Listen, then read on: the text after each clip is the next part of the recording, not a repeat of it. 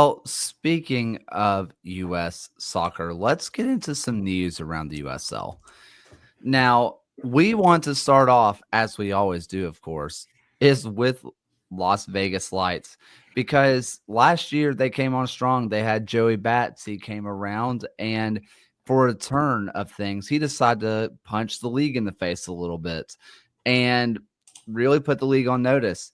And then they lose their coach in Sanchez, and everybody says, what are they going to do next? Well, they turn around and say, Antonio Nocerino, who was the head coach of one of the worst USL teams I've ever seen. I'm It's my sure. lowest ELO rating team of all time, and that's below an Antigua Barracuda team. And for people who are brand new to the Antigua team, can you give a little context on why they are the golden standard of being the opposite of the standard? 26 games, 26 defeats. The only reason that we're seeing teams now surpass that low ELO rating is just because they're playing more games than that Antigua team played in a season.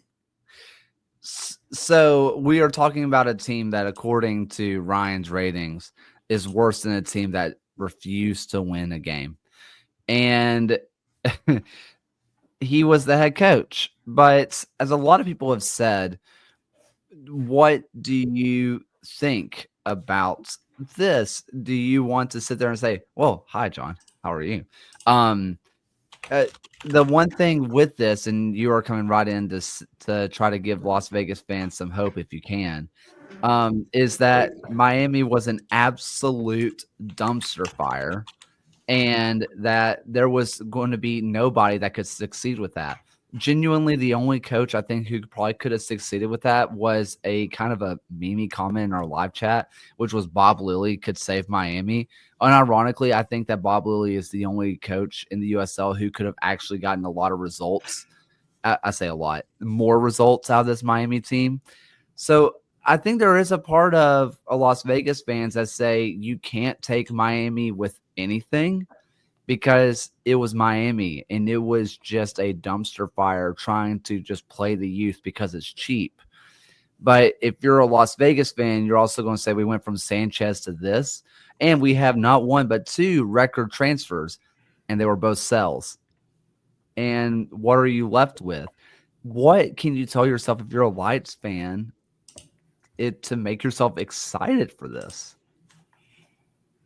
I mean, if you're a Lights fan and you see Nocerino coming in, and obviously the track record is not good at all. Like, that Miami team is one of the most embarrassing things that's ever been put on the pitch in the USL. But at the same time, he's somebody who wasn't afraid to play the kids. They played U21 players more than 4,000 minutes in Miami. And they actually got some academy players to really grow. They got Rocco Genzano, somebody who they recruited from Italy, to really come up and find himself. Nocerino, for all you want to say about the quality of that team, found players roles where they could really grow their game. And I think that's something important for the way that Las Vegas has positioned themselves going forward. I think the other thing with Nocerino is that the style of play, he has one. Let's be real about that. Like, there are a lot of managers in this league that are almost mercenary in the way they want to set up. It was a lot of back three. It was a lot of trying to build out from the back and letting those players kind of play around with the ball. And Miami just didn't have the talent to do that. Las Vegas does. Say that you're getting Malik Howell the ball at the back, saying that Jones, who they're going to loan in from Colorado, those are players who are talented with the ball at their feet. We often saw Gennaro Nigro drop deep or drop in like an added central midfielder under Dennis Sanchez. This team has the skill set to kind of do what Miami never could have done for Nocerino. At the same time, like, you're bringing back the core of Valentin Noel. I think Knight Pickering is a forward who is kind of at put up or shut up time. Like, if he can take the step this season, they're going to give him the runway to try to do it. Patrick Leal, who they just added from New England, is somebody who put up unbelievable numbers in MLS Next Pro. There's talent here. There's a semblance of a system if you kind of dig under the hood a little bit with Nocerino. I'm not going to tell you this is what you want to see if you're a Las Vegas fan, but giving up all hope now when we're still early in the offseason and early into the Jose Bautista project, I would advise against like dropping everything and panicking. Yeah, and we've seen this from managers in the past where they just don't have the personnel that really wants to have them play that style of football, but it doesn't have to discredit their tactics entirely. Yeah, I think it's interesting that they went with Nocerino here, just considering the fact that Miami had 3 wins on the year. It reminds me of when Las Vegas went through in 2023, who also had 3 wins on the season.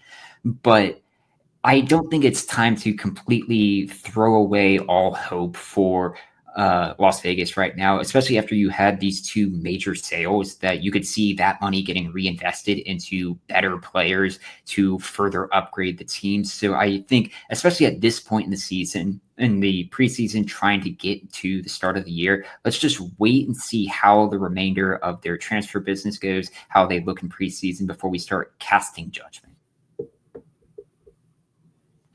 I think honestly, Paz Nocerino, I think the bigger question is how do you replace Hafferty and Corey Bennett? I think those are the bigger deal for Las Vegas right now because those are just massive, massive holes that you just what are you supposed to do with it? I mean, with Bennett is somebody who's an interesting case.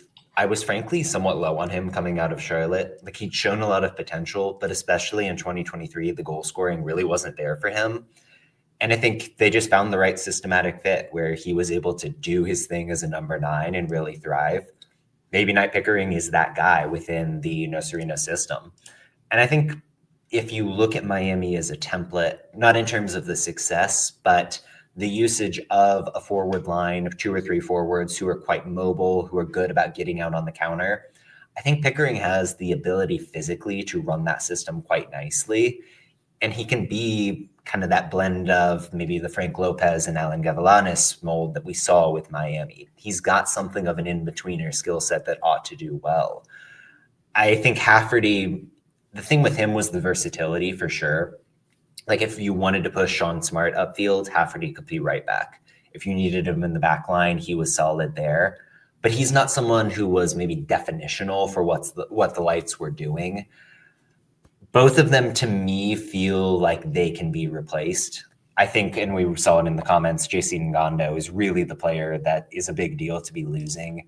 An all USL second teamer last season. So good with the ball in the midfield. Can Leal be that guy? Remains to be seen. I quite like Giovanni Aguilar as well, somebody who started the first game last season before going down with an injury. There's a lot of pieces here that are exciting. It's just going to be how do they coalesce? And at least on the bright side, Las Vegas finished 4th last season. And like John said, they're returning a lot of that kind of same core. If you look back from the 2023 season to 2024, you tend to see teams who finish highly, or at least in a playoff spot, to return to that spot in the following season. If you're looking at teams in the Western who stayed in the Western Conference both years, 5 of the 8 playoff teams who made it in 2023 made it back in 2024. And I'm going to just start off this part and just say I have nothing but love and like respect for Martin, who is out in Las Vegas, but 2 days in a row of record-breaking transfer deals. I feel like you can't do that twice in 2 days. I feel like you have to choose one. Flaunt it if you got it. You're breaking the record 2 straight days, man. Fair enough. There's a couple of questions in here that I want to get to in the chat, and I want to hit one of them later, and one's from Luciano, and I want to hit that one later. But first up, with John Fuller, because it's on topic, does Nocerino leaving Miami make both Vegas and Miami better? I mean, I don't think there was any way for Miami to get worse, right? So yes, Sure. by like mathematical impossibility, sure. I don't think there's a way to argue that Nocerino, from the sample size we've seen, is better than Dennis Sanchez. When you consider the other options that the Lights had, there's also a bit of a feeling of, man, it's a bold call to go with this coach who's got one real bad season on his resume versus a number of managers who have done it in pretty harsh conditions with budgetary issues, problems on the club ownership side, or coaches who have a long tenure in the USL Championship. And you're going with the guy who got you 11 points in 34 games. But hey, I mean, that's why Jose Bautista is making the calls and Leonardo Neglia is making the hires, right? Like, they have a sense that Nocerino can be that guy. So they certainly believe in Las Vegas that he's making that team better.